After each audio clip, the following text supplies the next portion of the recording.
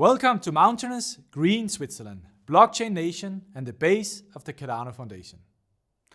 As the different teams and the foundations continue their efforts to drive blockchain technology and increase adoption, I want to take a few minutes to ensure everyone is well informed about what the foundation does and why.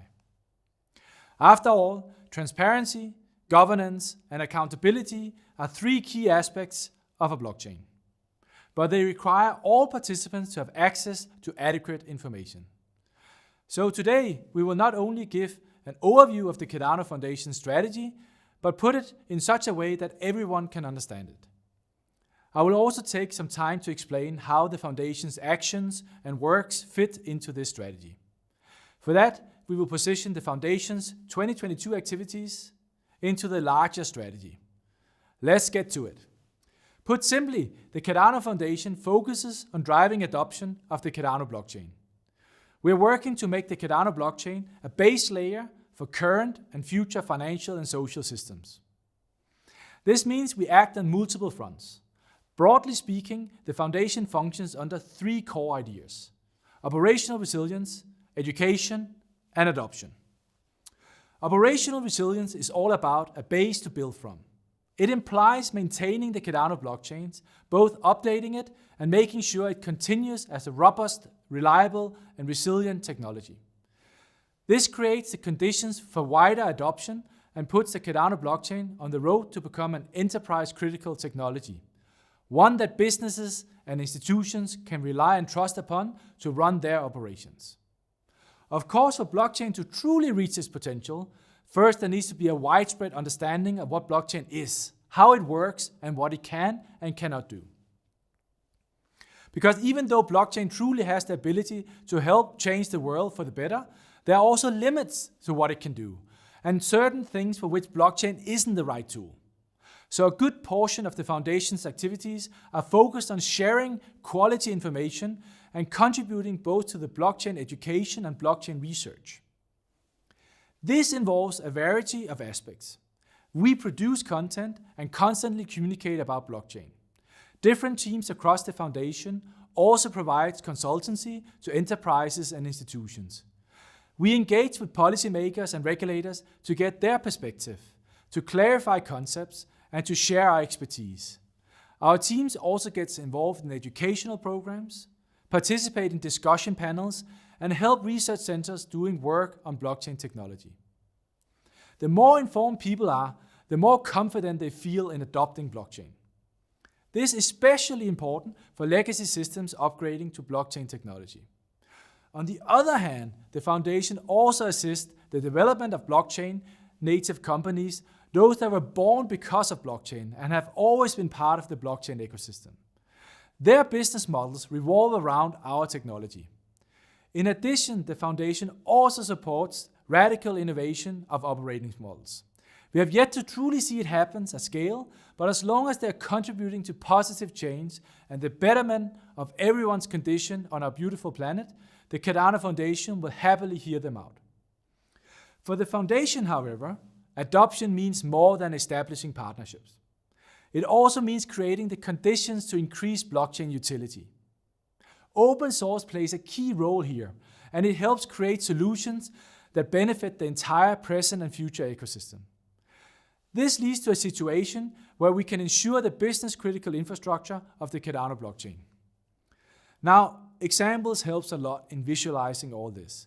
So let me use some of our activities to give context to those three core ideas and illustrate what the Foundation does for each one of them. Take the work of the Foundation's integration team.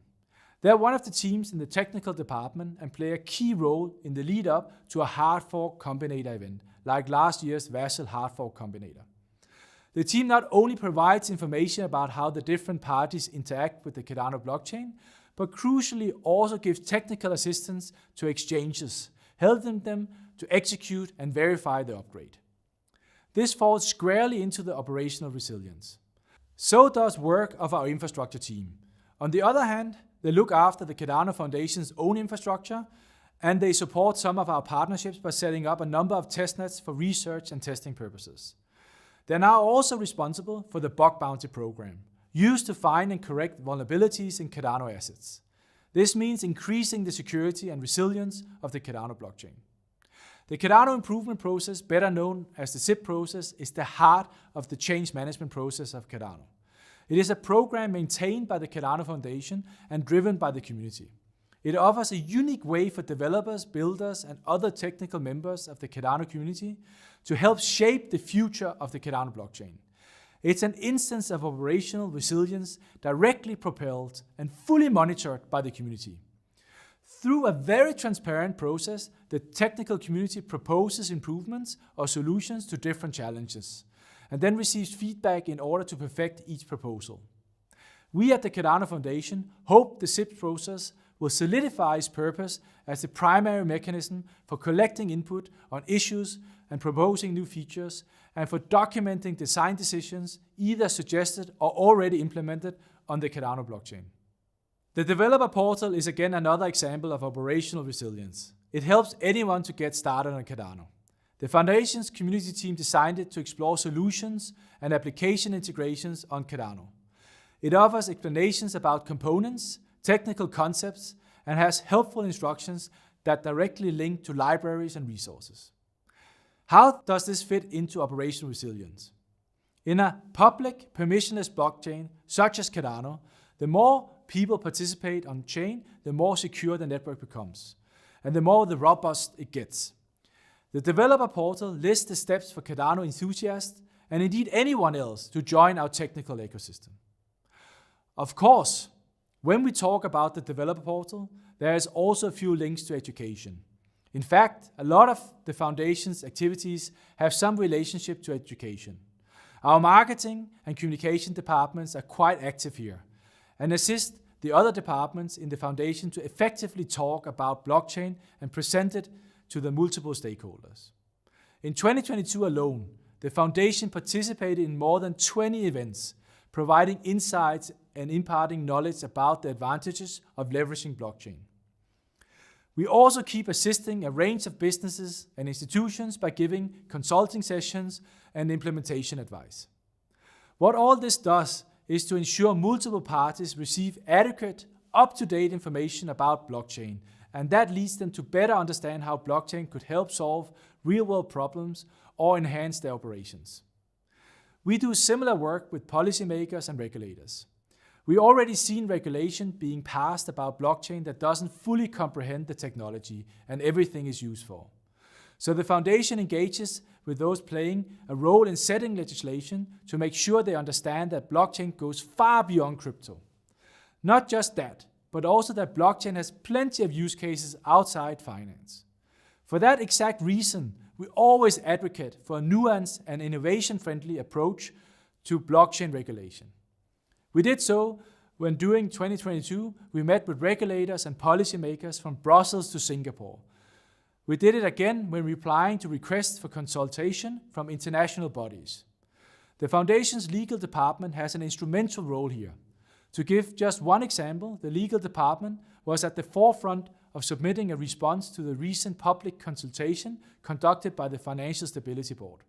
All these activities, together with the prevalence of misunderstanding about blockchain and its potential, made it quite clear to us that there is an urgent need for reliable and comprehensive blockchain education.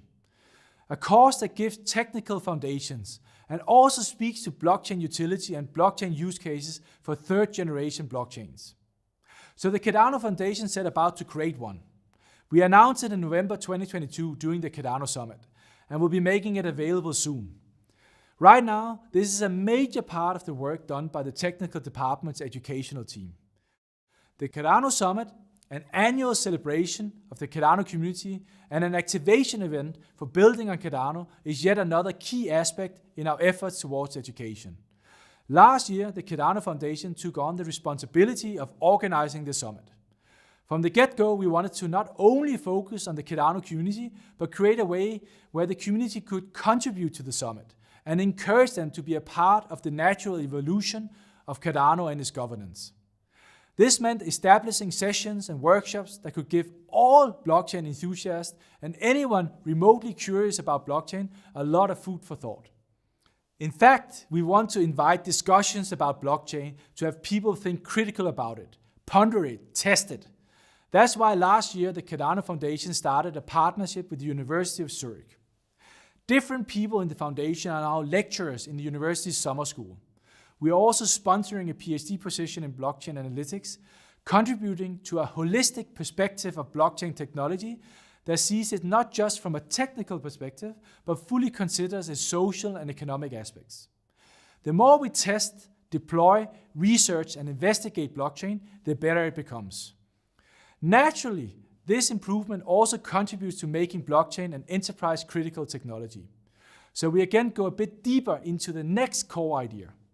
I'm talking about adoption and how it requires having a technology that can accommodate various needs of the financial and social systems.